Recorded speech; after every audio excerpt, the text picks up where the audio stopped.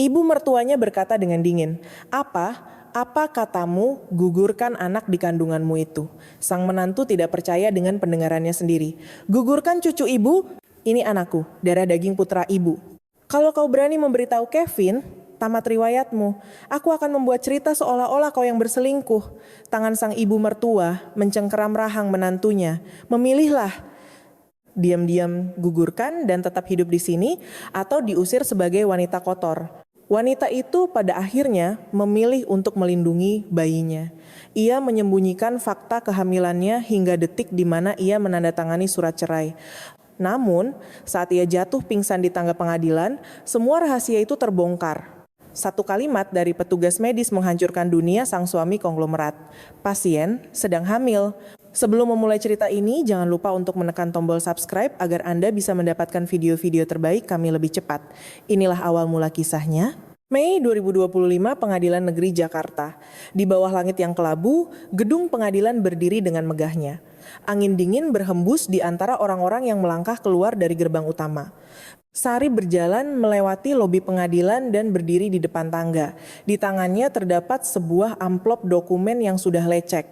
Itu adalah putusan cerainya. Dari belakang terdengar suara ketukan sepatu hak tinggi. "Wah, menantuku." Mantan menantu ya. Itu adalah Nyonya Ratna. Mengenakan setelan blazer hitam dengan kalung mutiara, ia berdiri di sebelah Sari sambil mengangkat sudut bibirnya. Baguslah, akhirnya selesai juga semuanya. Sari tetap menunduk tanpa mengucapkan sepatah kata pun. Nyonya Ratna menatap Sari dari ujung kepala sampai ujung kaki dengan pandangan merendahkan. "Omong-omong, kenapa akhir-akhir ini badanmu jadi melar begitu? Apa karena stres jadi cepat gemuk?" Bahu Sari bergetar kaget. Tanpa sadar, tangannya menutupi perutnya yang tersembunyi di balik sweater rajut abu-abu yang longgar. Nyonya Ratna, saya tidak perlu memanggil Anda ibu mertua lagi kan?" ucap Sari dengan suara pelan. "Kita tidak akan pernah bertemu lagi, jadi silakan Anda pulang." Mata Nyonya Ratna menyipit. "Apa? Kau berani bicara tidak sopan padaku sekarang? Kita sudah bercerai, jadi kita ini orang asing." Sari mengangkat wajahnya. Matanya memerah, tapi ia tidak meneteskan air mata. Nyonya Ratna mendengus sinis. "Benar, orang asing. Seharusnya dari awal kita memang orang asing. Seandainya saja anakku Kevin tidak kehilangan akal sehatnya." Saat itu, Kevin keluar dari gerbang pengadilan. Ia mengenakan setelan jas hitam dengan dasi yang sedikit dilonggarkan. Di sebelahnya, Maya berjalan beriringan. Maya yang mengenakan gaun krem ketat tampak memegang lengan Kevin sambil membisikkan sesuatu. Tatapan Sari tertuju ke arah mereka. Mata Kevin dan Sari bertemu. Hanya sesaat, ekspresi Kevin tampak goyah. Namun, ia segera memalingkan wajahnya. Sari menggigit bibirnya. "Semoga kalian bahagia." Sari membalikkan badan dan mulai menuruni tangga. Satu anak tangga, dua anak tangga. Kakinya terasa lemas. Sejak pagi ia belum makan apa-apa. Dadanya terasa mual dan kepalanya berkunang-kunang. Ya ampun, lihat anak itu, lari terbirit-birit. Suara tawa Nyonya Ratna terdengar dari belakang.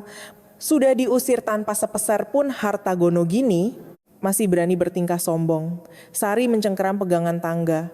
Ujung jarinya memutih, pandangannya kabur. Sekelilingnya terasa berputar. Terdengar rintihan tertahan, perutnya terasa kencang. Rasa pusing yang luar biasa menyerangnya. Tangan Sari terlepas dari pegangan tangga. Tubuhnya condong ke depan, seseorang menjerit. "Buk!" Dengan suara tumpul, tubuh Sari ambruk di atas anak tangga. Saat terjatuh miring, secara naluriah ia melindungi perutnya. Amplop dokumen berserakan di lantai. "Astaga, wanita itu pingsan. Tolong panggil ambulans." Orang-orang yang berlalu lalang di pengadilan mulai riuh. Kevin yang mendengar keributan itu menoleh ke belakang. Seorang wanita tergeletak di tangga. Sweater rajut abu-abu, rambut hitam pendek. Itu Sari. Kevin berlari menghampirinya. Maya berteriak memanggilnya dari belakang tapi tak dihiraukannya. "Sari, Sari." Kevin berlutut di sebelah Sari. Wajah Sari pucat pasi. Keringat dingin mengucur di dahinya. Matanya terpejam dengan napas yang tersengal-sengal. Kedua tangannya masih memegangi perutnya. "Ada apa ini Sari? Buka matamu." Kevin mengguncang bahu Sari. Saat itu Nyonya Ratna menuruni tangga. "Kevin, apa yang kau lakukan? Kalian sudah jadi orang asing kan? Biarkan saja perempuan itu." "Ibu." Kevin mendongak dan menatap Nyonya Ratna dengan tajam. Ada orang pingsan, lalu apa urusannya dengan kita? Jangan ikut campur urusan orang lain. Ngiyung-ngiyung. Dari kejauhan terdengar suara sirene ambulans. Rupanya ada yang menelepon nomor darurat 119. Tak lama kemudian 2 paramedis datang membawa tandu. Permisi, tolong minggir. Paramedis berjongkok di sebelah Sari dan memeriksa kondisinya. Mengukur denyut nadi, memeriksa pupil mata, dan meletakkan tangan di atas perut Sari. Ekspresi paramedis berubah tegang. Apakah Anda walinya? Kevin menjawab, saya. Tidak usah berbelit-belit, tolong jawab cepat. Apa Anda tahu ibu ini sedang hamil? Hamil? Pikiran Kevin langsung kosong. Apa maksudnya? Hamil 5 bulan. Perutnya sangat kencang dan tegang. Harus segera dibawa ke rumah sakit. Paramedis berteriak kepada rekannya. Hubungi RS bersalin rujukan. Curiga solusio plasenta atau ancaman keguguran. Itu berarti dia bisa kehilangan bayinya. Kevin menunduk menatap Sari yang terbaring lemah. Kedua tangan Sari yang melindungi perutnya. Perut yang menonjol di balik sweater longgarnya. Kenapa ia tidak menyadarinya? Kenapa tak sekalipun? Tunggu sebentar, Nyonya Ratna melangkah maju, wajahnya pucat pasi. Apa maksudnya ini? Hamil. Perempuan ini, apa yang dia... Paramedis mendorong Nyonya Ratna menjauh, kondisi pasien sangat kritis. Tolong menyingkir. Sari diangkat ke atas tandu. Selama dibawa ke ambulans, kesadarannya belum juga pulih. Wajah pucatnya, bibirnya yang terkatup rapat. Hanya kedua tangannya yang melindungi perutnya yang seolah-olah bergerak lemah menandakan ia masih hidup. Kevin hendak naik ke ambulans. Kevin, Nyonya Ratna mencengkeram lengan putranya. Apa yang kau lakukan? Kenapa ikut campur urusan orang asing? Apa kau tahu anak siapa yang ada di kandungannya itu? Kevin menghempaskan tangan ibunya. Itu mungkin anakku. Usianya 5 bulan. 5 bulan yang lalu kami masih tinggal bersama. Suara Kevin bergetar. Kenapa dia tidak mengatakannya? Kenapa tidak bilang sepatah kata pun? Pintu ambulans ditutup. Kendaraan itu melaju pergi diiringi suara sirene. Kevin berdiri terpaku dengan tatapan kosong. Di tangannya ia meremas putusan cerai yang tadi jatuh berserakan di lantai. Padahal beberapa saat yang lalu ia berniat merayakan perceraian ini. Berniat makan malam dengan Maya dan merayakan awal yang baru. Tapi sekarang, Pak Kevin, Anda tidak apa-apa? Maya mendekat dan memegang lengan Kevin. Kevin tidak menatap Maya. Ia hanya menatap arah hilangnya ambulans itu. Aku harus ke rumah sakit. Kenapa? Bukankah kalian sudah jadi orang asing? Mungkin bukan orang asing. Kevin mulai berlari. Ia berlari dengan gila-gilaan menuju tempat parkir. Dari belakang terdengar suara melengking Nyonya Ratna. Kevin, kamu ini benar-benar. Kevin tidak menoleh. Wajah pucat Sari tak bisa hilang dari benaknya. Kedua tangan yang melindungi perutnya. Tatapan matanya saat menandatangani surat cerai tanpa mengucapkan sepatah kata pun. Kenapa dia tidak mengatakannya? Kenapa dia menanggungnya sendirian? Mata Kevin terasa panas. 5 bulan.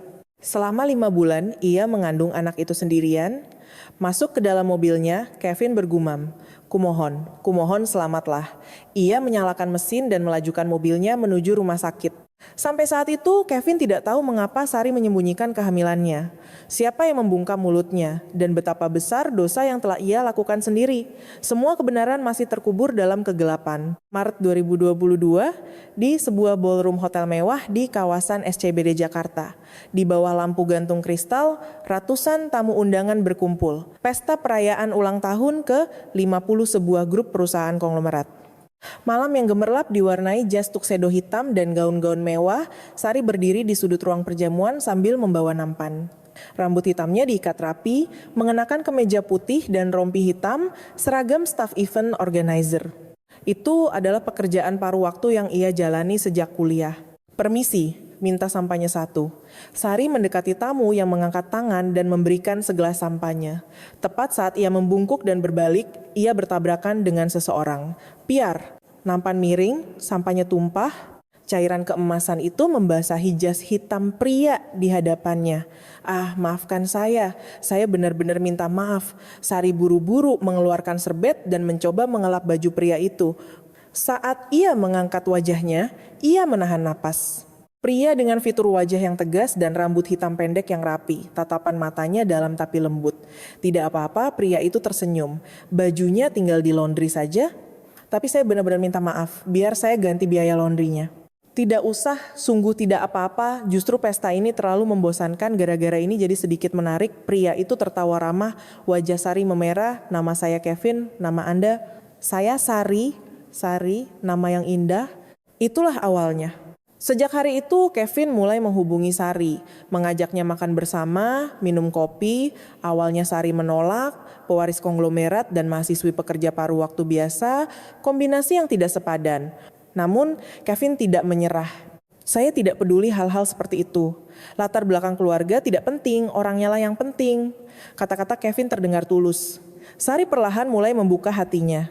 Mereka berpacaran selama 6 bulan. Kevin selalu bersikap lembut. Ia mendengarkan cerita Sari dan mengingat hal-hal kecil. Bunga kesukaan Sari, makanan yang tidak ia sukai, hari ulang tahunnya, cerita tentang keluarganya. Baru kali ini ada pria seperti ini. Kevin berkata, Sari tidak pernah menuntut apa-apa dariku.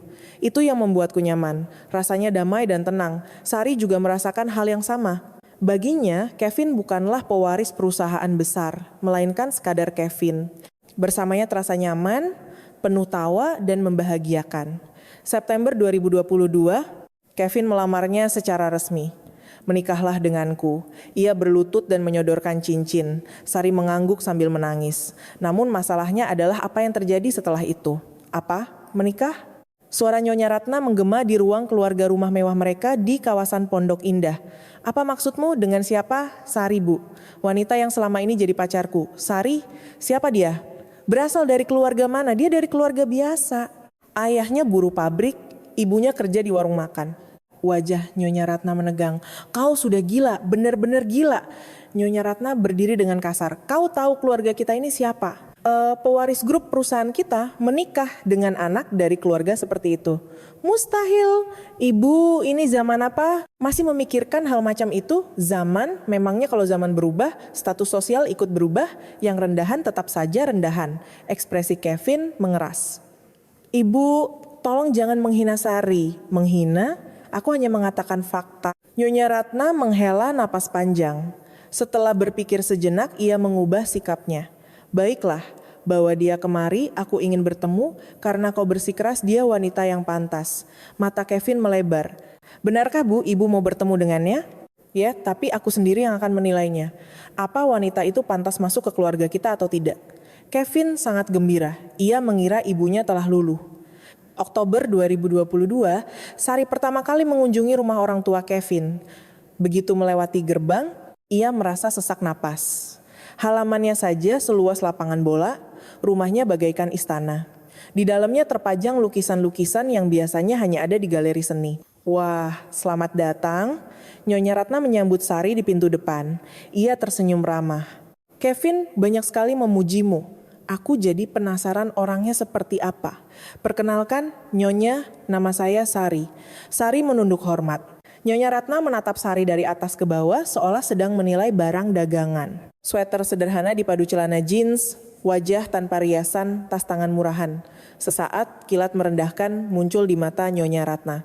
Namun ia segera menyembunyikannya dengan senyuman. Ayo masuk, tehnya sudah disiapkan. Sambil minum teh di ruang keluarga, Nyonya Ratna memberondongnya dengan pertanyaan. Pekerjaan orang tua, asal universitas, apakah punya aset? Sari menjawab dengan jujur. Ayahnya buruh pabrik, ibunya asisten dapur warung makan di kampung. Rumah mereka hanya kontrakan kecil di pinggiran Jakarta. Nyonya Ratna mendengarkan sambil mengangguk. Namun di dalam hatinya ia mencibir. Perempuan seperti ini mau jadi menantuku, jangan mimpi. Namun Nyonya Ratna tetap tersenyum. Sari, tolong jaga Kevin ya. Anak itu kadang tidak tahu kerasnya dunia. Ah, tidak Nyonya. Kevin adalah pria yang sangat luar biasa. Syukurlah kalau begitu. Asal kalian saling mencintai, itu sudah cukup. Kevin sangat senang. Ibu, terima kasih. Dia benar-benar orang yang akan jadi keluarga kita. Tentu saja ibu harus menerimanya. Nyonya Ratna menggenggam tangan Sari. Ia tersenyum hangat. Sari merasa terharu. Ia sempat mengira keluarga konglomerat akan dingin dan menakutkan, ternyata mereka adalah orang-orang yang hangat. Sari tak butuh waktu lama untuk menyadari bahwa itu adalah sebuah kesalahpahaman. Mei 2023, di sebuah hotel bintang 5 di pusat Jakarta, pernikahan Kevin dan Sari dilangsungkan. Ratusan tamu penting hadir. Pesta yang megah dan mewah layaknya pernikahan keluarga konglomerat. Sari mengenakan gaun pengantin putih suci dan berjalan menyusuri lorong. Kevin tersenyum cerah dan mengulurkan tangannya. Kok cantik sekali, Sari. Kamu juga sangat tampan hari ini. Mereka berdua saling bertatapan dan tersenyum. Penghulu bertanya kesediaan mereka mengucap janji suci, bertukar cincin. Para tamu bertepuk tangan riuh. Nyonya Ratna juga bertepuk tangan di barisan paling depan dengan senyum di bibirnya. Sari tidak tahu bahwa senyum itu bukanlah senyum tulus. Usai resepsi, Nyonya Ratna mendekati Sari. Sari, karena kau sudah jadi menantu, boleh aku memanggilmu Sari saja? Tentu saja. Ibu, silakan panggil saya sesuka ibu. Baiklah, mulai sekarang mari kita akur ya. Nyonya Ratna menggenggam tangan Sari. Tangannya terasa dingin. Mata Nyonya Ratna berkilat tajam sesaat. Mari kita akur menantuku. Nada bicaranya entah kenapa terasa menyeramkan. Namun Sari mengabaikannya, mengira itu hanya perasaannya saja karena gugup. Setelah bulan madu, Sari pindah ke rumah orang tua Kevin. Kehidupan bersama mertua pun dimulai. Beberapa hari pertama tidak ada masalah. Nyonya Ratna bersikap ramah dan ayah mertuanya, Tuan Darmawan, meski pendiam, sepertinya bukan orang jahat. Sari berpikir, kalau begini aku pasti bisa. Aku hanya perlu beradaptasi. Sari belum tahu bahwa ini hanyalah ketenangan sebelum badai. Bahwa topeng Nyonya Ratna perlahan mulai terlepas. Hari-hari pengantin baru yang bahagia, Sari percaya itu akan bertahan selamanya. Mei 2024, ulang tahun pernikahan pertama. Sari bangun sangat pagi dan menyiapkan sarapan. Sayur asem kesukaan Tuan Darmawan, semur daging kesukaan Nyonya Ratna, dan telur dadar bumbu kesukaan Kevin. Ia menata meja makan dengan sepenuh hati dan menunggu keluarga turun. Tuan Darmawan turun lebih dulu. Menantu, kau bangun pagi lagi. Selamat pagi ayah. Ya, terima kasih. Tuan Darmawan membalas singkat lalu membuka koran paginya. Tak lama kemudian Nyonya Ratna turun. Mengenakan piyama sutra berlapis kardigan, Sari berdiri dan menyapa, "Selamat pagi Ibu." Nyonya Ratna tidak menjawab, langsung duduk di kursi. Ia mengambil sumpit dan mulai mengaduk-aduk lauk pauk. "Ini apa?" "Itu semur, Ibu." Rasanya terlalu pekat, asin sekali, tidak bisa dimakan. Wajah Sari menegang. "Maafkan saya Ibu, lain kali akan saya kurangi bumbunya." Lain kali juga pasti begini lagi." Nyonya Ratna meletakkan sumpitnya. "Aku hilang selera. Aku tidak mau makan." Sari tidak bisa berkata apa-apa. Tuan Darmawan melirik Nyonya Ratna sekilas tapi tidak membuka mulut, hanya terus makan dalam diam. Saat itu Kevin turun. "Ada apa ini? Kok suasananya suram?" "Tidak ada apa-apa." Nyonya Ratna tersenyum. "Ibu cuma sedang tidak selera makan. Semalam tidurnya kurang nyenyak." "Begitu ya Bu? Ibu tidak sakit kan?" "Tidak, Ibu baik-baik saja. Dikhawatirkan oleh putraku saja sudah membuat Ibu merasa lebih baik." Nyonya Ratna menepuk tangan Kevin pelan. Ia tidak menatap Sari sama sekali. Sari membereskan meja makan sendirian, tangannya gemetar, ia tidak tahu apa salahnya. Malam itu, Kevin pulang dari kantor. Sari menyambutnya di depan pintu. "Hari ini lelah ya?" "Iya, lumayan." Rapatnya panjang. Kevin masuk ke ruang keluarga, duduk di sofa dan melonggarkan dasinya. Sari membawakan segelas air. "Mas Kevin, begini ya. Sepertinya akhir-akhir ini Ibu agak dingin padaku." Kevin mendongak. "Hah, Ibu?" "Ya. Pagi tadi Ibu bilang semurnya terlalu asin dan tidak mau makan, lalu kemarin lantai yang sudah aku pel disuruh pel ulang." Kevin menghela napas. "Sari, Ibu memang dari sananya sedikit perfeksionis. Jangan terlalu dimasukkan ke hati. Tapi Sari, Ibu bukannya benci padamu, karakternya memang begitu. Tolong maklumi saja ya." Sari terdiam. Benar juga, mana ada hubungan mertua dan menantu yang langsung sempurna sejak awal. Sari memutuskan untuk berusaha lebih keras. Bangun lebih pagi untuk memasak, membersihkan rumah lebih teliti, mencoba memahami selera Nyonya Ratna. Namun, sikap Nyonya Ratna bukannya membaik, malah semakin parah. Sayurnya terlalu asin. Baju cuciannya bau apek. "Ini yang kau sebut menyapu?" Masih banyak debu, setiap hari selalu ada saja teguran. Tak sekalipun ia dipuji. Sari perlahan mulai kelelahan secara mental. Namun saat ia mengeluh pada Kevin, jawabannya selalu sama. "Ibu memang orangnya begitu. Tolong mengertilah." Agustus 2024, 1 tahun 3 bulan setelah menikah. Suatu sore, Nyonya Ratna memanggil Sari. Sari, kemari sebentar. Begitu Sari masuk ke kamarnya, Nyonya Ratna sedang duduk di sofa. Ia menatap Sari dari atas ke bawah, lalu membuka suara. Akhir-akhir ini badanmu makin melar ya? Hah? Aku tanya apa kau tambah gemuk? Sari kebingungan. Berat badannya sama saja seperti sebelum menikah. Tidak bu, berat saya tetap sama. Jangan bohong, kau pasti tambah gemuk. Jaga penampilanmu. Bagaimana kata orang kalau menantu keluarga kita terlihat seperti babi? Babi. Mendengar kata itu, jantung Sari serasa membeku. Ibu, itu agak apa? Kau tersinggung? Aku hanya mengatakan fakta. Nyonya Ratna mendengus. Pantas saja engkau sempit pikiran, makanya hidupmu menderita. Berpikirlah lebih terbuka sedikit. Sari keluar dari ruangan tanpa bisa berkata-kata. Air matanya hampir tumpah. Tapi ia menahannya sekuat tenaga. September 2024, di suatu akhir pekan, Nyonya Ratna berkata sambil makan siang, Sari, kau belajar masak dari siapa? Dari ibu saya. Nyonya Ratna tertawa kecil. Pantas saja cuman segini levelnya. Orang yang kerjanya di dapur warung makan, memang cuma bisa ngajarin masakan kelas rendahan begini. Ketahuan sekali latar belakang keluargamu. Tangan Sari gemetar. Itu adalah hinaan untuk ibunya. Ibu, tolong jangan menjelek-jelekan ibu saya. Menjelek-jelekan? Kapan aku menjelek-jelekannya? Nyonya Ratna melebarkan matanya. Aku cuma bicara fakta, kenapa kau menganggapnya hinaan? Kau ini punya penyakit parno, ya? Bukan begitu, tapi makanya itu kau ini selalu jadi masalah. Orang bicara apa, kau selalu menganggapnya buruk. Nyonya Ratna menggelengkan kepala sambil menghela napas. Hah, kenapa Kevin membawa perempuan seperti ini ke rumah? Sari menggigit bibirnya rapat-rapat. Sekuat apapun ia berpikir, ia tak mengerti di mana letak kesalahannya. Malamnya Sari mengadu pada Kevin. Mas Kevin, hari ini ibu menghina ibuku. Kevin menghela napas panjang. Kali ini apa lagi? Ibu bilang orang yang kerja di warung cuman bisa ngajarin masakan rendahan. Itu memang agak, wajah Kevin berkerut. Tapi Sari, aku yakin ibu tidak bermaksud begitu. Ibu itu cuman gaya bicaranya saja yang belak-belakan. Dia tidak ada niat buruk kok. Sari tak percaya mendengarnya. Mas Kevin serius bicara begitu. Aku yang paling tahu sifat ibu. Dia cuma tajam di mulut. Dia tidak sungguh-sungguh merendahkan ibumu. Sari tidak berkata apa-apa lagi. Merasa percuma. Kevin akan selalu berada di pihak Nyonya Ratna. Oktober 2024. Serangan Nyonya Ratna semakin halus namun menusuk. Di luar ia tampak baik, tapi kata-katanya penuh duri.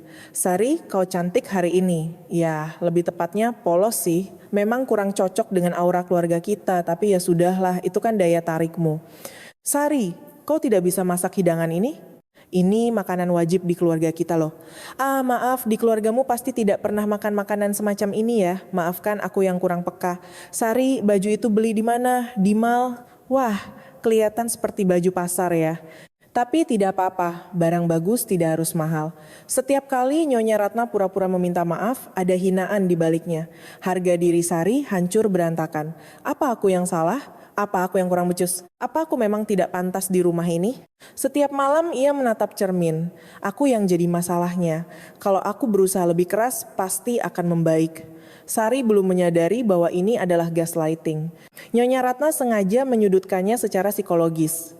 Dan sebulan kemudian muncullah sosok yang mengguncang kehidupan Sari dari akarnya. Kehadiran Maya, sekretaris baru Kevin. November 2024, 1 tahun 6 bulan pernikahan. Kevin berkata saat makan malam, Sari, besok aku punya sekretaris baru. Sekretaris lamamu berhenti? Iya, masalah kesehatan. Jadi aku merekrut yang baru. Sari hanya mengangguk, mengira itu bukan hal besar. Keesokan sorenya, Kevin pulang membawa seseorang. Sari, perkenalkan. Ini Maya, sekretaris baruku. Di depan pintu berdiri seorang wanita. Rambut lurus hitam panjang, mengenakan gaun krem ketat berbalut blazer. Proporsi tubuhnya tinggi langsing bagai model. Perkenalkan, Nyonya. Nama saya Maya. Maya membungkuk memberi salam. Bibirnya tersenyum, tapi matanya tidak ikut tersenyum. Ya, salam kenal. Sari membalas dengan canggung. Entah kenapa perasaannya tidak enak. Tadi ada acara makan malam perusahaan karena rumah Maya searah, jadi sekalian aku beri tumpangan, jelas Kevin.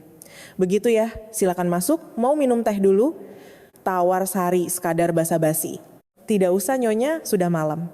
Saya pamit dulu, Maya melambaikan tangan.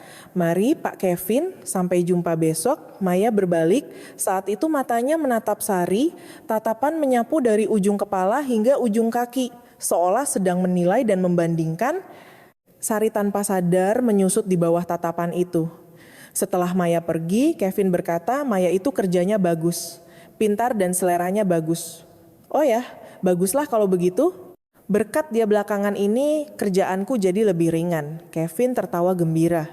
Hati Sari tiba-tiba bergemuruh tanpa alasan jelas. Beberapa hari kemudian, Nyonya Ratna memanggil Sari. Sari, kau sudah lihat sekretaris baru Kevin? Sudah Bu, sebentar saja. Bagaimana? Cantik kan? Sari tidak bisa menjawab. Nyonya Ratna tertawa sinis. Cantik kan? Gayanya cocok dengan keluarga kita. Latar belakang keluarganya bagus, pendidikannya juga tinggi. Nyonya Ratna menatap Sari. Kau ini kenapa penampilanmu kucel sekali? Nanti apa kata orang kalau istri direktur dandanannya kampungan begini? Saya sudah berusaha berdandan sepantasnya Bu, berdandan seperti itu. Hah, Nyonya Ratna menggeleng. Memang kalau dasarnya tidak ada, mau dipoles seperti apa juga tetap saja kelihatan murahannya. Sari menggigit bibirnya. Kata-kata itu menusuk bagai belati. Desember 2024, Kevin mulai sering lembur. Pulang sampai dini hari 3,4 kali seminggu. Akhir-akhir ini kenapa sibuk sekali? Tanya Sari, biasa akhir tahun. Banyak proyek, jawab Kevin dengan wajah lelah. Untung ada Maya yang bantu, kalau sendirian aku pasti sudah mati kelelahan. Maya, Maya lagi. Nama Maya semakin sering keluar dari mulut Kevin. Kopi buatan Maya enak sekali. Laporan yang dibuat Maya sangat rapi. Restoran yang direkomendasikan Maya benar-benar mantap. Sari merasa cemas. Namun ia tidak ingin mencurigai suaminya. Dia kan suamiku, dia mencintaiku, tidak mungkin dia macam-macam. Suatu hari, saat Sari merapikan jas Kevin, ia menemukan sebuah struk di sakunya. Struk dari restoran fine dining mewah untuk 2 orang. Tanggalnya bertepatan dengan hari di mana Kevin bilang ia lembur. Jantung Sari berdegup kencang. Malamnya, ia bertanya pada Kevin, Mas Kevin, ini apa? Sari menyodorkan struk itu. Ekspresi Kevin sedikit kaku, namun ia langsung tersenyum. Oh, ini aku makan malam dengan klien bos, tapi ini untuk 2 porsi. Iya, Maya ikut menemaniku. Dia kan sekretarisku, tapi kamu bilang lembur. Di tengah lembur tiba-tiba ada meeting mendadak dengan klien. Itu kan bagian dari kerjaan juga. Kevin menepuk bahu Sari. Kenapa? Kau curiga padaku. Kau tahu kan aku bukan pria brengsek seperti itu. Sari mengangguk. Ia ingin percaya? Tidak, ia harus percaya. Tapi di sudut hatinya ada sesuatu yang mengganjal. Januari 2025. Sari merasakan keanehan pada tubuhnya. Dadanya sesak, mual, dan sensitif pada bau. Setiap pagi ia muntah-muntah. Jangan-jangan Sari membeli test pack di apotek. Ia mengeceknya di kamar mandi. 2 garis merah, tangannya gemetar. Ia hamil. Sari terduduk di lantai kamar mandi cukup lama. Ia sangat bahagia. Ada anak di rahimnya, anak dari Kevin. Bagaimana ia harus menyampaikannya?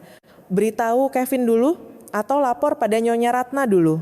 Setelah berpikir panjang, Sari memutuskan memberitahu Nyonya Ratna lebih dulu. Ini kabar gembira, sang ibu mertua pasti senang. Apalagi ia selalu mendambakan cucu. Keesokan siangnya, Sari berdiri di depan kamar Nyonya Ratna. Ia mengetuk pintu. Ibu, ini Sari, masuk. Di dalam, Nyonya Ratna sedang membaca majalah. Ada apa? Ibu, ada yang ingin saya sampaikan. Suara Sari bergetar. Saya hamil, hening. Nyonya Ratna menurunkan majalahnya. Menatap Sari. Ekspresinya sama sekali tidak terlihat gembira. Apa? Hamil? Iya Bu, saya mengandung. Mata Nyonya Ratna menyipit tajam. Anak siapa? Sari kebingungan. Tentu saja anak Mas Kevin Bu, cucu ibu. Tentu saja, apanya yang tentu saja? Nyonya Ratna berdiri. Berjalan perlahan mendekati Sari. Bagaimana aku bisa percaya hal itu? Ibu bicara apa? Ibu pikir saya berselingkuh? Kau tahu persis betapa sibuknya Kevin belakangan ini. Kapan kalian punya waktu untuk membuat anak? Wajah Sari memucat. Ibu, saya tidak pernah melakukan hal sehina itu. Tidak pernah? Kau pikir aku tidak tahu perempuan macam apa dirimu? Nyonya Ratna berdiri tepat di depan wajah Sari. Raut ejekan tergambar jelas di wajahnya. Perempuan miskin tanpa harta dan pendidikan sepertimu bisa-bisanya masuk ke keluarga kami. Kalau bukan karena kau menggoda putraku dengan tubuhmu, lalu apalagi namanya? Ibu, diam! Nyonya Ratna mengayunkan tangannya. Plak! Tamparan keras mendarat di pipi Sari. Sari terhuyung ke belakang, pipinya terasa panas membakar. Pandangannya berkunang-kunang. Gugurkan, kata Nyonya Ratna dingin. Apa maksud ibu? Gugurkan. Gugurkan anak di kandunganmu itu. Sari tak percaya pada telinganya sendiri. Ibu, ini darah daging Mas Kevin. Ini cucu ibu sendiri. Cucu, anak di perutmu itu keturunan keluarga kita. Jangan membuatku tertawa. Nyonya Ratna mencengkram rahang Sari. Cengkraman jarinya begitu kuat. Dengar baik-baik. Kalau kau berani memberitahu Kevin, tamat riwayatmu. Apa maksud ibu? Aku akan bilang pada Kevin bahwa anak itu bukan anaknya. Aku akan menyuruhnya melakukan tes DNA. Nyonya Ratna tertawa sinis. Kalau sudah begitu, apa yang akan terjadi padamu? Kau akan dicap sebagai pelacur dan diusir dari rumah ini. Tanpa sepeser pun harta gono gini, saya tidak melakukan hal semacam itu. Mau kau lakukan atau tidak, itu tidak penting. Kalau aku bilang iya, maka jadilah iya.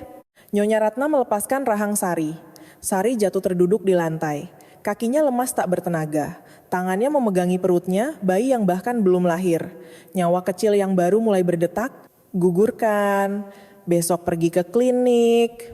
Nyonya Ratna membalikan badan dan pastikan Kevin tidak pernah tahu soal ini. Paham? Pintu tertutup. Sari tak bisa bergerak dari tempatnya. Air matanya mengalir deras membasahi pipinya.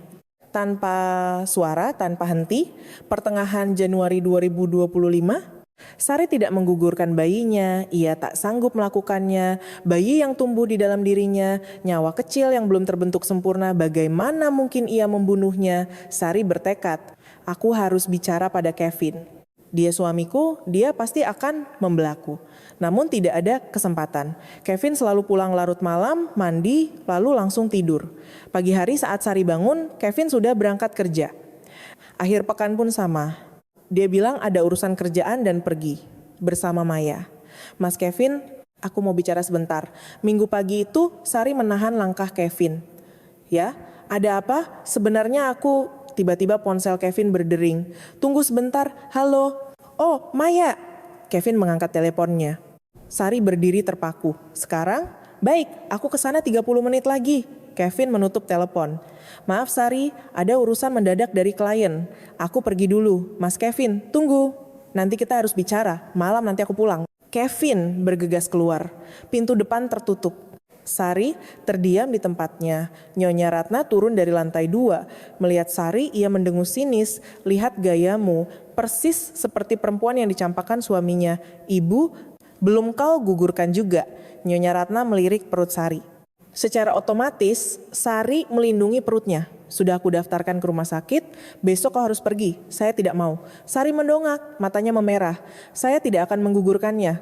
Ini anak Mas Kevin. Mata Nyonya Ratna menyipit. Apa? Kau mau melawanku? Saya tidak melawan, saya hanya mengatakan kebenaran. Wah, mari kita lihat. Sejak kapan tikus got berani bicara lantang begini? Nyonya Ratna mendekat. Sari melangkah mundur. Dengar baik-baik, Sari ancam Nyonya Ratna dengan suara rendah dan dingin. Kau mau gugurkan atau tidak, terserah. Aku akan mencari cara melenyapkannya. Apa maksud ibu? Aku akan membuat bukti seolah-olah kau benar-benar berselingkuh. Wajah Sari memucat. Kalau ibu melakukan itu, apa untungnya bagi ibu? Nyonya Ratna tertawa mengejek. Kau mau lapor polisi, sewa pengacara. Memangnya kau punya uang? Sari menggigit bibirnya. Ia tak punya uang, tak punya siapa-siapa di belakangnya. Ia hanya datang ke keluarga ini bermodalkan kepercayaan pada suaminya. Kalau kau gugurkan baik-baik, kau masih kuizinkan tinggal di sini. Kuberi uang saku juga, tawaran yang bagus kan? Nyonya Ratna menepuk bahu Sari pelan. Gunakan otakmu. Sadar, dirilah sedikit. Nyonya Ratna berbalik dan naik ke atas. Sari merosot duduk bersandar ke dinding. Dadanya sesak. Ia tak tahu harus berbuat apa. Akhir Januari 2025, kesempatan bicara pada Kevin tak kunjung tiba. Kevin semakin sibuk, jarang pulang, dan kalaupun pulang ia langsung tidur dengan alasan lelah. Sementara itu, tekanan dari Nyonya Ratna terus berlanjut. Masih bertahan, hebat juga. Kita lihat sampai kapan kau bisa tahan. Haruskah aku beritahu Kevin sekarang? Apa yang sebenarnya ada di dalam perutmu itu? Tiap hari berupa ancaman, hinaan yang sama, Sari semakin layu. Ia mengalami morning sickness parah. Semua makanan yang dimakannya dimuntahkan kembali. Wajahnya pucat, lingkaran hitam di matanya menebal. Suatu hari Sari hampir pingsan di kamar mandi karena pusing. Ia berpegangan pada wastafel agar tak jatuh. Aku harus ke rumah sakit demi bayiku. Namun Nyonya Ratna terus mengawasinya. Mau kemana kau? Mencari angin sebentar, Bu. Mencari angin apa? Diam di rumah. Ibu, saya butuh keluar sebentar. Diam di rumahku bilang. Potong Nyonya Ratna tegas. Siapa tahu kau mau berbuat macam-macam di luar sana. Tetap di rumah, Sari dikurung. Rumah mewah bak istana itu berubah menjadi penjara. Awal Februari 2025, Kevin pulang cepat, tumben sekali. Sari berpikir ini kesempatannya, hari ini aku harus bicara padanya, apapun yang terjadi. Mas Kevin, aku perlu bicara. Aku juga ada perlu. Wajah Kevin tegang. Sari, lihat ini. Kevin menyodorkan ponselnya. Ada sebuah foto. Foto Sari bersama seorang pria asing. Pria itu menggenggam tangan Sari. Tampak sangat mesra. Sari tak percaya matanya. Apa ini? Aku bahkan tidak kenal pria ini. Tidak kenal? Suara Kevin dingin. Maya yang memfotonya. Waktu kau keluar rumah minggu lalu. Keluar rumah? Kapan aku keluar rumah? Ibu mengurungku setiap hari. Ibu bilang kau tiap hari keluyuran keluar rumah. Pikiran Sari langsung kosong, Nyonya Ratna. Ini semua ulah Nyonya Ratna. Mas Kevin, ini editan. Aku berani sumpah aku tidak kenal pria ini.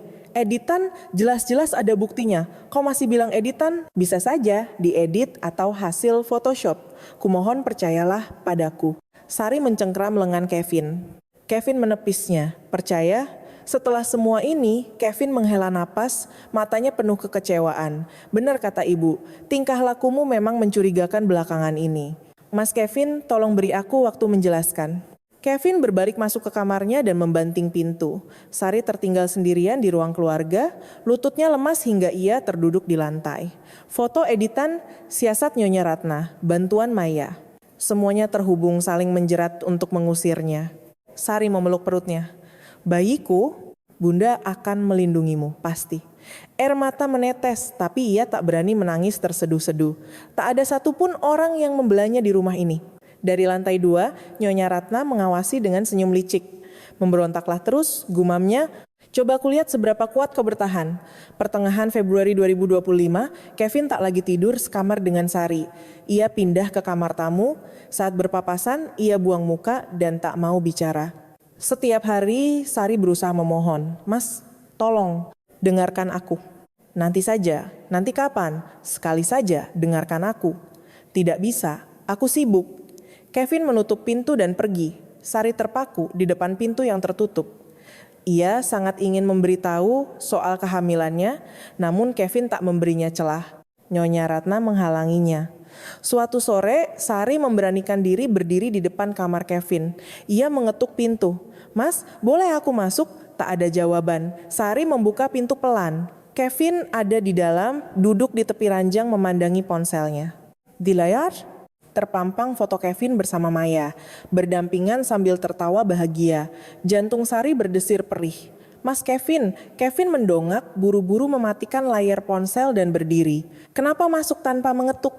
Aku sudah mengetuk tapi tak ada jawaban. Sari mendekati Kevin. Foto, apa tadi? Apa maksudmu? Foto dengan Maya yang baru saja kamu lihat wajah Kevin mengeras.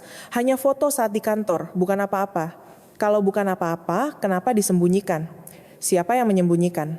Kevin menghela napas. Sari, ada apa denganmu? Cuma karena selembar foto. Sedangkan kamu langsung mencurigaiku cuma karena selembar foto editan. Suara Sari bergetar. Kau punya foto berdua yang asli dengannya, tapi melarangku curiga. Mas Kevin, jujur padaku, ada hubungan apa kau dengan Maya? Hening sejenak. Kevin memalingkan wajah, tidak ada hubungan apa-apa. Tatap mataku dan katakan, Sari memegang lengan suaminya. Kevin menatap Sari, matanya tampak ragu. Mas, kumohon, jujurlah padaku. Jujur? Kevin menepis tangan Sari. Apa kau juga jujur padaku? Keluyuran dengan pria lain di luar sana. Sudah kubilang itu foto editan. Tolong percayalah padaku. Mana ada orang mengedit hal seperti itu kalau tidak ada apinya? Suaranya meninggi. Benar kata ibu, sejak awal kau memang aneh. Kau menikah denganku cuma mengincar harta kan? Sari tak percaya telinganya. Mas Kevin, apa katamu? Faktanya begitu kan? Kau tidak punya apa-apa. Latar belakang, harta, status, nol. Lalu untuk apa kau menikah denganku? Karena aku mencintaimu. Jangan sebut-sebut cinta. Kevin tertawa hambar, wajahnya mirip sekali dengan Nyonya Ratna. Kau memanfaatkanku sejak awal. Air mata menderas di pipi Sari.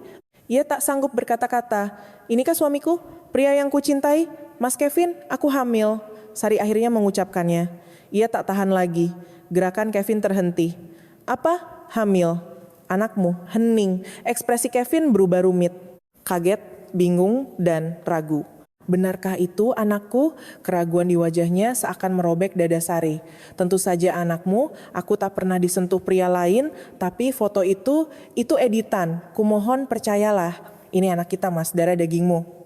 Kevin menatap Sari, matanya goyah. Seolah ingin percaya, sadar bahwa ia seharusnya percaya.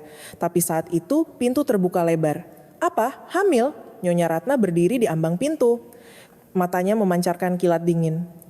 Kevin! Jangan percaya omong kosong perempuan ini. Nyonya Ratna menerobos masuk di antara mereka. Dari mana kau tahu itu anak Kevin? Kau keluyuran dengan pria lain di luar sana. Ibu, saya tidak pernah berbuat hina seperti itu. Diam. Nyonya Ratna mendorong Sari. Sari terhuyung dan perutnya membentur ujung ranjang. Ia merintih kesakitan sambil memegangi perutnya. Ibu, hentikan. Kevin menahan ibunya. Dia sedang hamil untuk saat ini. Untuk saat ini apa? Kau langsung percaya cuman karena perempuan gila ini bilang hamil? Nyonya Ratna menatap tajam putranya. Sadar Kevin, perempuan ini cuman pakai bayi itu sebagai tameng untuk mengikatmu. Tapi bu, tidak ada tapi-tapi. Nyonya Ratna berteriak keras. Lakukan tes DNA, pastikan itu anakmu atau bukan. Itu yang paling benar. Sari mendongak. Tes DNA, ibu. Kenapa? Kau takut ketahuan kalau itu bukan anak-anakku. Nyonya Ratna mengejek sinis. Lihat Kevin, wajahnya ketakutan karena aku membongkar kedoknya. Saya tidak takut. Lakukan saja tesnya. Sari berdiri tegak meski kakinya gemetar. Kalau tes membuktikan ini anak Mas Kevin, apa yang akan ibu lakukan? Nyonya Ratna menyipitkan mata. Apa? Kau minta aku minta maaf padamu? Berani-beraninya? Nyonya Ratna mengangkat tangannya hendak menampar. Kevin menahannya. Ibu, sudah cukup. Apa kau membela perempuan ini sekarang? Bukan membela, aku bilang mari kita tenang. Kevin menghela napas berat. Kita tes DNA. Itu yang paling pasti. Sari menatap Kevin, suami yang tak mempercayai istrinya sendiri dan meminta tes DNA.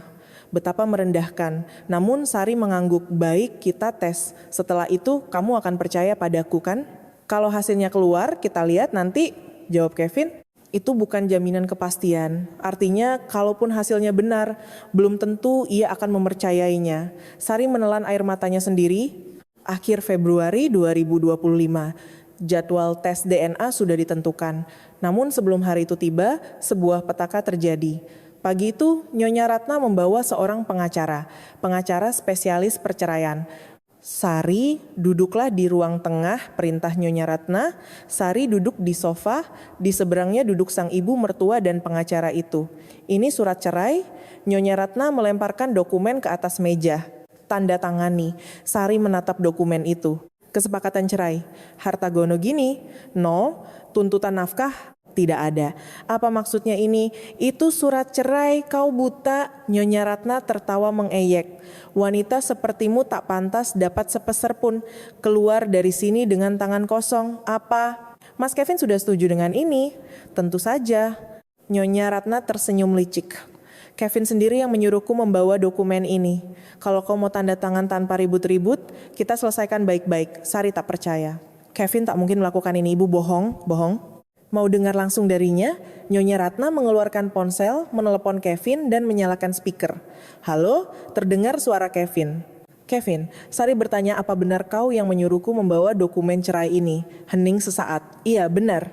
Jantung Sari serasa berhenti berdetak. Mas Kevin, apa maksudnya ini? Sari, maafkan aku, tapi ini jalan yang terbaik. Terbaik, kita bahkan belum melakukan tes DNA. Kalaupun kita tes, apa hasilnya akan mengubah segalanya? Ibu benar, kau sudah membohongiku. Mas, tidak ada yang perlu dibicarakan lagi. Tanda tangani dan pergilah. Sambungan terputus. Sari menatap ponsel itu dengan pandangan kosong. Tubuhnya gemetar hebat. Sudah dengar kan? Nyonya Ratna menyodorkan pulpen. Tanda tangan. Sari menerima pulpen itu. Matanya menatap dokumen di atas meja, namun tulisannya mengabur. Air matanya menggenang. Ujung pulpen menyentuh kertas. Tangannya yang gemetar membuat tanda tangannya berantakan. Bagus. Nyonya Ratna merampas dokumen itu. Kemasi barangmu dan pergi dari rumah ini. Hari ini juga, Sari membisu. Ia hanya duduk kaku sementara air matanya terus mengalir. Nyonya Ratna bangkit berdiri sambil menggumam, dari awal memang kau tidak pantas masuk ke keluarga ini. Dasar tidak tahu diri, Sari tertinggal sendirian di ruang tengah. Ia memeluk perutnya erat-erat. Baikku sayang, maafkan Bunda. Bunda tak bisa melindungimu. Maret 2025. Sari menyewa sebuah kontrakan petak sempit di pinggiran Jakarta, daerah Depok, uang sewa 600.000 per bulan. Kamar ukuran 3x3 meter tanpa jendela. Hanya ada kasur lipat dan meja kecil. Seluruh barangnya muat dalam satu koper usang, beberapa helai pakaian, pakaian dalam, dan alat mandi. Jejak 2 tahun hidupnya sebagai menantu konglomerat tak bersisa sedikit pun. Sari duduk di atas kasur, menatap lampu pijar, redup di langit-langit yang berkedip-kedip. Ia mengusap perutnya yang mulai membesar. Di dalam sana, bayinya sedang tumbuh. Nak, maafkan Bunda ya, gumam Sari. Bunda cuma bisa kasih tempat seperti ini. Air mata kembali menetes, sunyi senyap. Ia benar-benar tak mendapat harta gono gini sepeser pun. Tabungannya hanya sisa 2.000 rupiah, hasil tabungannya sendiri sebelum menikah. Besoknya, ia harus segera ke bidan atau klinik terdekat. Kandungannya harus diperiksa untuk memastikan bayinya sehat. Sari pergi ke puskesmas kelurahan setempat. Bangunannya tua dan sederhana. Ibu, datang dengan siapa? Tanya perawat. Sendiri sus. Perawat itu melirik Sari. Mengenakan jaket usang, sandal jepit, celana longgar kebesaran, wajah tanpa riasan. Ada tatapan iba di mata perawat tersebut, silakan duduk dan tunggu antrian ya. Sari duduk di pojok ruang tunggu. Ia mengamati sekeliling. Ibu-ibu hamil lainnya ditemani suami atau keluarga mereka. Suami yang mengusap perut istri, ibu yang membawakan air minum. Sari menunduk. Ia sendirian. Di sini pun sendirian. Ibu Sari, silakan masuk. Di ruang periksa, dokter puskesmas melakukan USG. Nah, kelihatan kan Bu, itu detak jantung bayinya. Sebuah titik kecil berkedip di monitor hitam putih. Duk, duk, detak jantung yang teratur. Air mata Sari menetes. Bayinya sehat dok, alhamdulillah kondisinya sejauh ini baik. Usia kehamilan masuk minggu ke 14 ya, 14 minggu. Anaknya sudah sebesar itu, rutin kontrol tiap bulan ya Bu. Jangan sampai telat makan. Baik dok. Sari menerima hasil cetak USG. Kertas print buram bergambar gumpalan kecil seperti kacang. Kembali ke kontrakan petaknya, ia berbaring dan memandangi foto USG itu. Karena kamu ada, Bunda bisa kuat, bisiknya sambil mengusap perut. Sekalipun Bunda menderita, asal kamu ada, semua akan baik-baik saja. Namun kenyataan sangat kejam. Uangnya menipis, ia harus bekerja. Keesokan harinya Sari keliling mencari lowongan. Rumah makan Padang, minimarket, warung kopi, namun tak ada satupun yang memanggilnya kembali. Mbak lagi hamil ya? Iya Pak, 4 bulan. Wah, kalau gitu susah ya Mbak, nanti kami hubungi lagi. Tentu saja tidak pernah dihubungi. Mendekati HPL, ia tak akan bisa bekerja dan butuh cuti melahirkan. Alasan klasik para majikan yang enggan mempekerjakan wanita hamil. Akhir Maret 2025, Sari menyusuri lorong pasar tradisional yang becek untuk mencari makan siang murah. Di salah satu sudut pasar ada selebaran lowongan di depan sebuah kios ikan. Maaf Pak Bu, apa di sini butuh orang? Tanya Sari. Iya, kita kekurangan tenaga buat bersihin ikan. Kamu bisa? Saya akan belajar Pak, belum pengalaman, tapi saya janji akan kerja keras. Pemilik kios menatap Sari dari atas ke bawah. Kamu lagi hamil kan? Iya, 4 bulan. Bapak itu menghela napas. Kerja di sini berat loh buat ibu hamil. Harus berdiri terus, belum lagi bau amis kencang banget. Saya kuat Pak, saya mohon. Sari menundukkan kepala dalam-dalam. Tolong terima saya bekerja. Si pemilik kios menatap Sari cukup lama. Pakaian lusuh, wajah pucat pasi, tatapan penuh keputusasaan. Ya sudahlah, coba dulu. Mulailah Sari bekerja di kios ikan pasar tradisional. Bangun jam 4 pagi untuk menyortir ikan segar, memotong, membersihkan sisik dan melayani pembeli. Bau amis menusuk hidung. Rasa mual kehamilannya menyiksanya, tapi ia tahan. Kakinya bengkak karena terus berdiri, tapi ia tak pernah bolos. Upahnya 80.000 sehari. Dipotong untuk makan dan berobat di puskesmas, nyaris tak bersisa banyak. April 2025, malam itu Sari berbaring di atas kasur lipatnya menatap langit-langit. Seluruh tubuhnya remuk redam, pinggangnya serasa mau patah. Nak, hari ini Bunda kerja keras lagi, ia mengusap perutnya. Tiba-tiba perutnya bergerak halus. Tendangan pertama, kamu bergerak? Kamu di dalam sana gerak-gerak ya? Sari tertawa. Air matanya mengalir tapi ia tertawa. Sabar sedikit lagi ya sayang. Bunda pasti akan membesarkanmu dengan baik. Ia membuka ponselnya dan melihat daftar kontak. Nomor Kevin masih ada di sana, nomor yang tak sanggup ia hapus. Haruskah ia menelepon, memberitahu soal anak ini?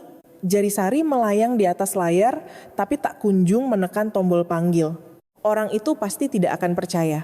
Dia cuma akan mengabaikanku. Sari meletakkan ponselnya. Di kamar sempit tanpa jendela itu, Sari meringkuk memeluk perutnya. Ia sendirian di dunia ini, bayi inilah satu-satunya harapannya. Mai 2025. Hari putusan sidang cerai tiba, Sari pergi ke pengadilan dengan mengenakan sweater abu-abu longgar untuk menyembunyikan perutnya. Saat masuk ke lobi, jantungnya berdebar kencang. Hari ini semuanya berakhir. Ia dan Kevin benar-benar menjadi orang asing. Di ruang sidang, Kevin sudah duduk rapi dengan setelan jas. Nyonya Ratna dan Maya duduk di sebelahnya. Kevin sempat menatap Sari namun membuang muka. Sidang dimulai. Harta gono gini, nafkah mut'ah, idah. Sari tidak menuntut apa-apa. Ia tahu itu percuma. Dengan kesepakatan kedua belah pihak, permohonan cerai ini dikabulkan. Ketukan palu hakim mengakhiri segalanya.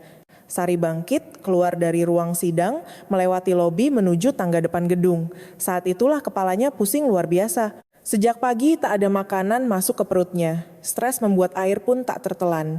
Pandangannya gelap, kakinya lemas. Ia mencoba meraih pegangan tangga, namun gagal. Tubuhnya ambruk. Dan dalam kesadaran yang memudar, kedua tangannya dengan naluriah memeluk perutnya. Tolong selamatkan anakku, hanya itu yang terlintas di pikirannya. Mei 2025 di IGD sebuah rumah sakit swasta ternama di Jakarta. Kevin mondar-mandir di koridor depan ruang tindakan yang sibuk. Bapak wali pasien? Tanya perawat. Iya. Bukan. Kevin terbata-bata. Apakah ia walinya? Mereka baru saja resmi bercerai beberapa jam lalu. Masuk saja dulu, dokter mau menjelaskan kondisinya. Kevin mengikuti perawat masuk. Sari terbaring lemah di ranjang IGD. Wajahnya sepucat kapas. Selang oksigen terpasang di hidungnya. Pasien pingsan karena malnutrisi dan kelelahan ekstrem, jelas dokter. Usia kandungannya 5 bulan, tapi kondisinya sangat mengkhawatirkan. Anemianya berat, berat badannya juga turun drastis. Hamil dok, Kevin mengulangi kata-kata dokter. Iya, hamil 5 bulan. Bapak suaminya tidak tahu. Kevin terdiam, dia tahu. Sari sudah mengatakannya, tapi ia memilih tidak percaya pada istrinya dan lebih mendengarkan ibunya. Janinnya sejauh ini selamat, tapi kalau kondisi ibunya terus begini, sangat berbahaya. Harus dirawat inap, bed rest total, dan asupan nutrisinya harus dijaga ketat.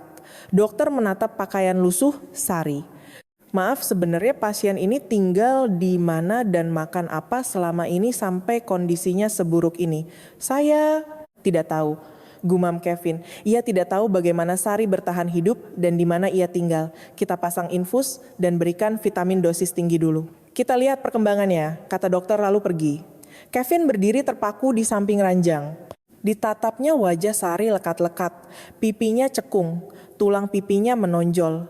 Lingkaran hitam di matanya terlihat jelas. Urat-urat nadi di punggung tangannya menonjol. Inikah wanita yang menjadi istrinya? Wanita yang tersenyum cantik berbalut gaun pengantin 2 tahun lalu, pandangan Kevin turun ke perut Sari. Perut yang menonjol di balik sweater longgarnya. 5 bulan.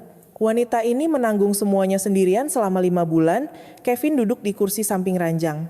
Pikirannya kacau balau. Ibunya bilang Sari selingkuh, ada bukti fotonya, Maya juga bersaksi. Tapi kenapa? Kenapa rasanya sangat janggal dan menyakitkan? Sari perlahan membuka matanya. Ia menatap langit-langit sejenak, lalu menoleh. Matanya bertemu dengan Kevin. Kenapa kamu ada di sini? Suara Sari sangat serak. Kamu pingsan.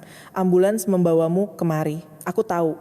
Maksudku, kenapa kamu ikut kemari? Hanya. Kevin terdiam sesaat. Hanya khawatir. Khawatir? Jangan bercanda. Sari memalingkan wajahnya. Kita sudah jadi orang asing. Tak usah pura-pura peduli. Pulanglah, ibumu dan selingkuhanmu itu pasti menunggu. Kata-kata Sari penuh duri. Tapi dibaliknya bukan kemarahan, melainkan kesedihan yang mendalam. Kevin tidak beranjak. Kenapa kamu tidak bilang? Bilang apa? Soal kehamilanmu. Kenapa tidak bilang sejak awal? Sari menatap Kevin dengan mata merah berkaca-kaca. Aku sudah bilang, tapi kamu tidak percaya.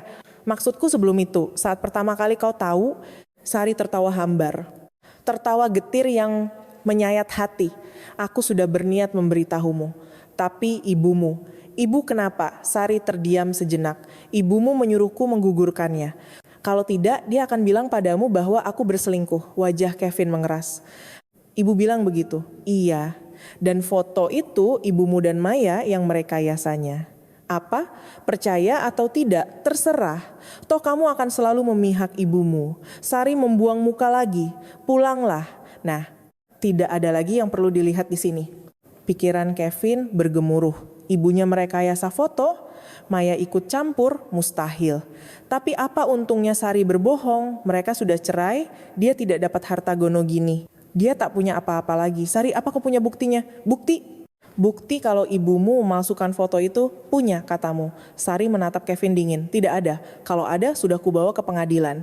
Jadi, kamu tidak akan percaya padaku kan? Sari menghela napas panjang. Pulanglah. Aku dan anakku akan hidup dengan cara kami sendiri. Jangan ganggu kami. Kevin berdiri. Ia melangkah keluar dari IGD. Koridor rumah sakit terasa panjang dan pengap. Ia harus menanyakannya langsung pada Nyonya Ratna. Harus tahu kebenarannya. Saat menyetir pulang, pikiran Kevin dipenuhi bayangan Sari. Wajah pucatnya, tubuh kurusnya, perut buncitnya. 5 bulan bertahan sendirian, bekerja keras, kurang makan. Kenapa? Kenapa harus sampai seperti ini? Setibanya di rumah, Nyonya Ratna sedang duduk santai di ruang keluarga. Dari mana saja kau? Habis sidang bukannya langsung pulang, tegurnya. Dari rumah sakit, siapa yang sakit? Sari pingsan. Wajah Nyonya Ratna sedikit menegang. Lalu, apa urusannya denganmu? Kalian sudah orang asing. Ibu Kevin berdiri menjulang di depan ibunya. Sari mengatakan hal yang aneh padaku. Apa? Katanya foto perselingkuhan itu ibu yang merekayasanya. Hening sesaat, mata Nyonya Ratna bergetar. Tapi ia langsung tertawa keras. Apa? Dasar perempuan gila. Berani-beraninya dia. Ibu tidak melakukannya. Kau percaya omong kosongnya? Dia cuma mau cari simpati darimu. Jangan bodoh. Kevin menatap wajah ibunya. Wajah yang biasanya selalu penuh percaya diri. Tapi kenapa? Kenapa matanya tidak berani membalas tatapan Kevin?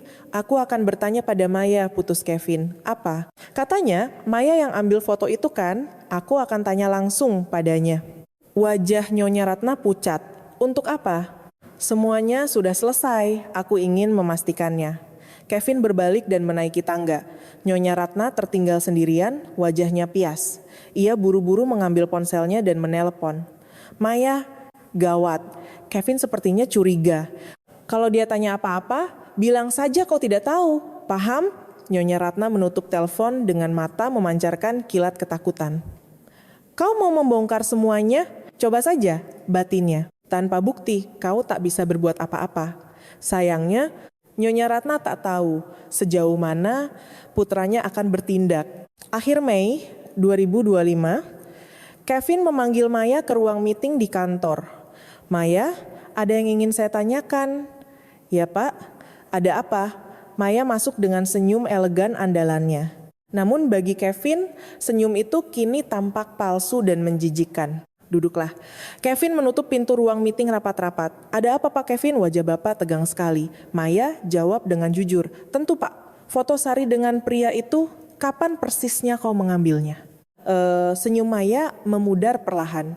Foto yang mana? Pak, Foto yang kau bilang hasil jepretanmu saat membuntuti istriku. Oh, itu beberapa minggu yang lalu saat saya tak sengaja melihat Nyonya Sari di jalan. Di jalan mana? Itu. Di mana ya? Mata Maya bergerak liar. Di kawasan SCBD sepertinya atau Sudirman, saya kurang ingat persisnya.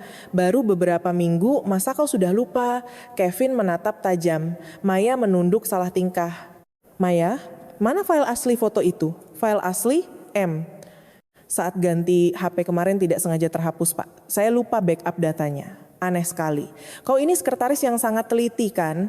Kevin melangkah maju mendekati meja. Maya menyusut ketakutan. Jujurlah, Maya. Foto itu hasil editanmu, kan? Pepa Kevin bicara apa? Kau bersekongkol dengan ibuku untuk menjebak dan mengusir Sari. Mata Maya berkaca-kaca, bibirnya bergetar hebat. Pak Kevin itu. Jawab aku, bentak Kevin dengan suara menggelegar. Maya akhirnya menangis terseduh-seduh. Nyonya Ratna, nyonya besar yang menyuruh saya. Apa? Nyonya besar membenci Sari sejak awal. Beliau menyuruh saya mencari cara mengusirnya. Wajah Kevin mengeras. Amarah mendidih hingga ke ubun-ubun. Kenapa kamu disuruh melakukan hal kotor itu? Saya tidak punya pilihan, Pak. Nyonya besar mengancam akan memecat dan menghancurkan karier saya kalau saya menolak. Kevin menatap Maya yang menangis histeris. Tidak ada rasa kasihan sedikit pun di hatinya. Kau tahu akibat perbuatanmu. Kau tahu apa yang terjadi pada Sari, teriak Kevin. Kau memfitnah wanita hamil, mengusirnya tanpa sepeser uang pun. Maya hanya bisa tertunduk menangis. Kau tahu dia hidup seperti apa sekarang? Tinggal di kontrakan kumuh, bekerja sebagai pembersih ikan di pasar dengan perut buncit. Maya makin tergugu. Maafkan saya. Telepon ibuku sekarang. Beritahu dia kalau kau sudah mengakui semuanya padaku. Pak, lalu nasib saya bagaimana? Aku akan memikirkannya nanti. Tapi kalau kau menolak, hukumannya akan jauh lebih berat. Kevin merampas ponsel Maya, memaksa wanita itu menekan tombol call. Di ujung telepon terdengar suara melengking Nyonya Ratna. Maya, ada apa? Kevin sudah tanya macam-macam, Ibu. Nyonya, maafkan saya sudah jujur pada Pak Kevin. Apa? Dasar bodoh.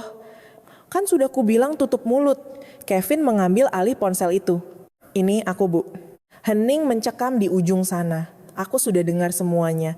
Ibu menyuruh Maya mengedit foto itu untuk menjebak Sari. Kevin, itu. Kenapa, Bu? Kenapa ibu melakukan hal sekeji ini pada istriku yang sedang mengandung?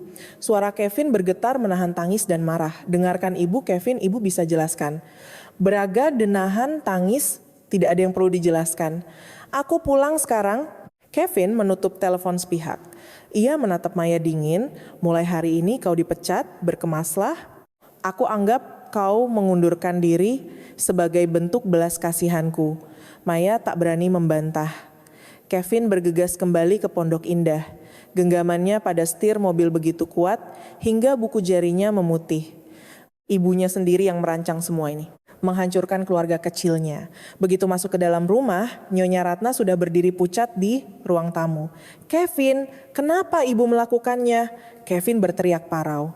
Wanita itu tidak selevel dengan keluarga kita, Kevin. Cepat atau lambat dia cuma akan menguras hartamu. Tidak selevel, itu alasannya ibu menghancurkan hidupnya. Kau tidak tahu sifat asli orang-orang miskin seperti itu. Dia cuma pura-pura polos. Cukup, bantah Kevin tegas. Sari bukan orang seperti itu. Aku yang mengejarnya duluan, dia bahkan sempat menolak lamaranku. Itu taktiknya, tarik ulur. Sari sedang hamil, Bu, mengandung anakku, teriak Kevin. Now, Nyonya Ratna memalingkan muka. Ibu sudah tahu kan? Sejak awal Sari memberitahu ibu, tapi ibu malah menyuruhnya aborsi. Nyonya Ratna dia membisu. Cucu ibu sendiri, darah dagingku, bagaimana ibu bisa sekejam itu? Mana aku tahu itu anakmu atau bukan? Itu anakku, potong Kevin. Sekalipun bukan, itu anak yang dikandung istriku. Berani-beraninya ibu berbuat senista itu. Wajah Nyonya Ratna memerah karena marah. Kau sudah gila karena perempuan itu. Mulai detik ini, jangan berani-berani menghina Sari lagi. Mata Kevin berkilat penuh amarah yang dingin. Aku akan membongkar semua perbuatan ibu dan menuntut ibu ke jalur hukum. Ibu harus minta maaf pada Sari. Apa katamu? Menuntutku, ibumu sendiri? Meminta maaf pada perempuan gila harta itu? Kalau ibu menolak, anggap saja ibu tidak punya anak lagi. Nyonya Ratna mematung, tak percaya dengan apa yang baru saja didengarnya. Tatapan Kevin begitu serius, tak ada keraguan sedikit pun. Kevin, ibu melakukan ini semua demi kebaikanmu. Demi kebaikanku? Kevin tersenyum getir. Ibu tidak pernah memikirkan kebaikanku. Ibu cuma memikirkan reputasi dan ego gengsi ibu sendiri. Aku akan pergi ke rumah sakit menemui Sari. Ibu bersiaplah menanggung akibatnya. Kevin membalikkan badan dan keluar dari rumah megah itu. Nyonya Ratna merosot jatuh ke lantai. Kakinya tak kuat menopang tubuhnya. Apa-apaan ini? Apa yang terjadi? Tangannya gemetar hebat, putranya membuangnya. Pada detik itulah, Nyonya Ratna baru menyadari sebesar apa kesalahan yang telah ia perbuat, namun semuanya sudah terlambat, waktu tak bisa diputar kembali. Juni 2025, Kevin kembali ke rumah sakit berjalan gontai menuju ruang rawat Sari. Ia berhenti sejenak di depan pintu, menarik napas panjang, lalu memutar kenop pintu perlahan. Sari sedang duduk di ranjang, menatap kosong keluar jendela.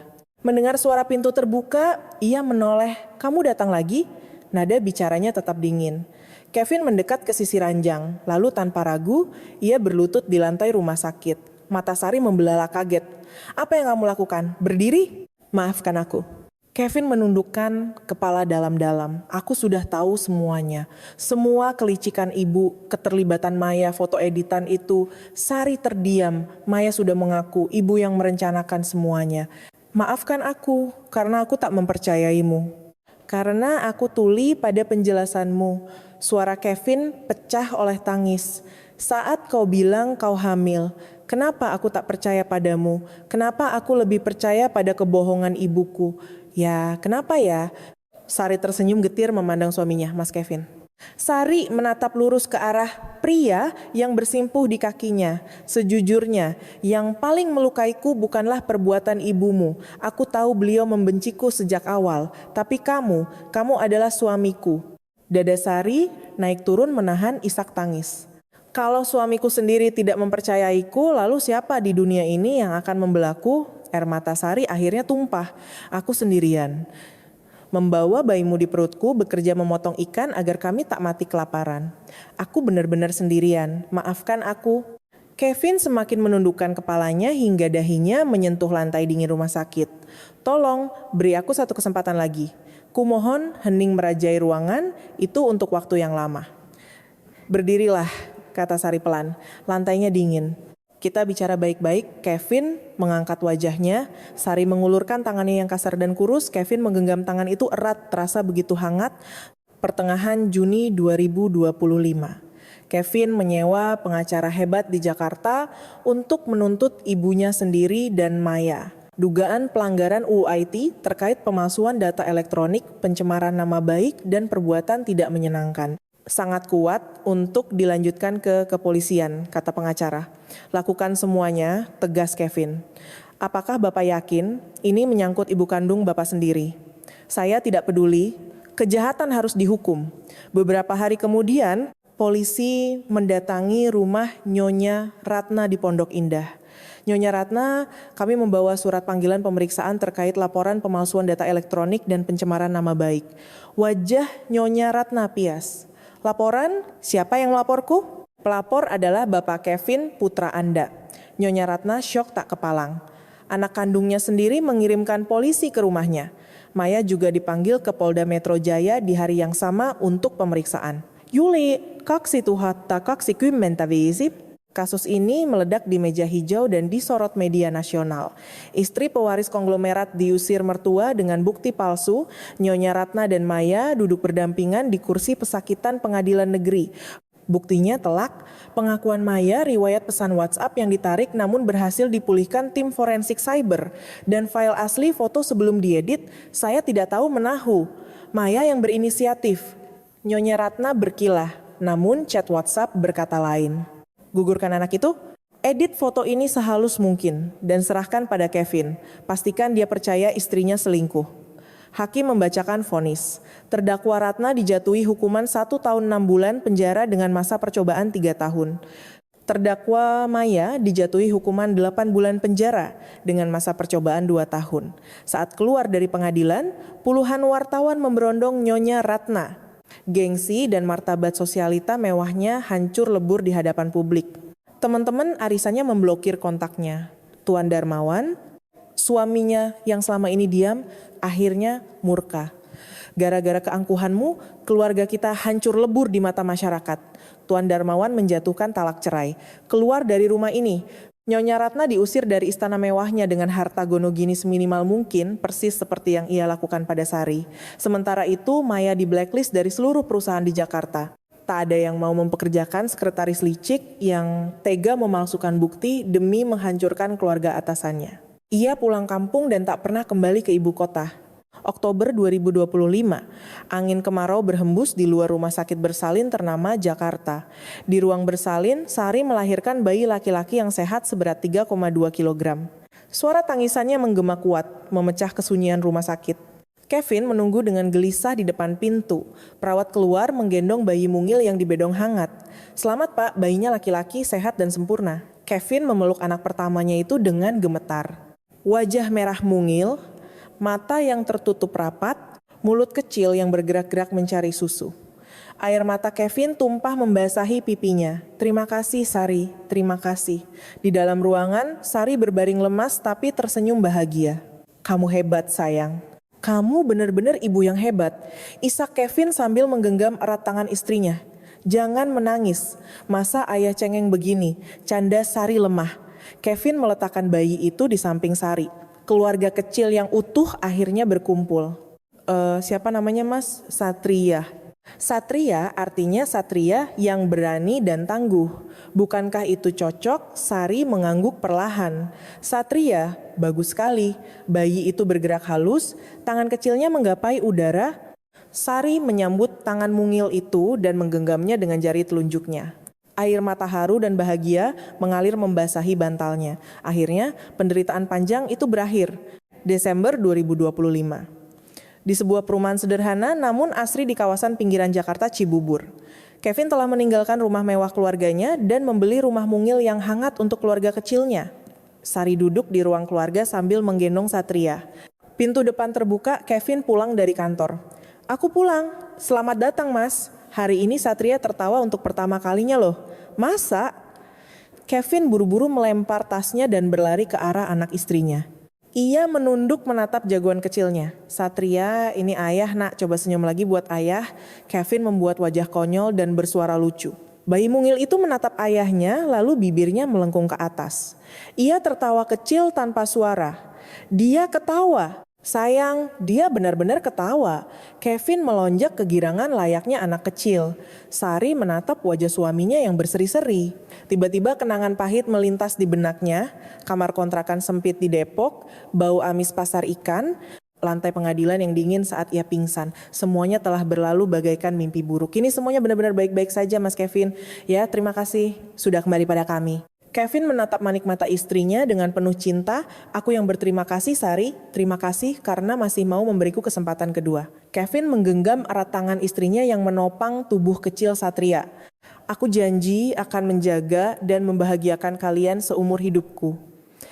"Awas kalau bohong, nanti aku benar-benar pergi loh," ancam Sari sambil tertawa. "Ampun, aku tak berani." Keduanya tertawa lepas. Sinar mentari sore bulan Desember menembus masuk melalui jendela kaca rumah mereka, menyelimuti keluarga kecil itu dengan kehangatan sempurna. Satria kembali tertawa, dunia terasa begitu damai. Luka telah sembuh, air mata telah mengering, dan lembaran hidup yang baru dan bahagia akhirnya terbuka lebar. Jika cerita ini meninggalkan kesan di hati Anda, dan jika Anda mendengarkannya hingga akhir, tinggalkan satu komentar yang menceritakan perasaan Anda. Jangan lupa tekan tombol subscribe dan like karena itu adalah motivasi terbesar bagi kami untuk membuat video yang lebih baik lagi. Terima kasih telah menonton catatan harian bayangan. Sampai jumpa di kisah berikutnya.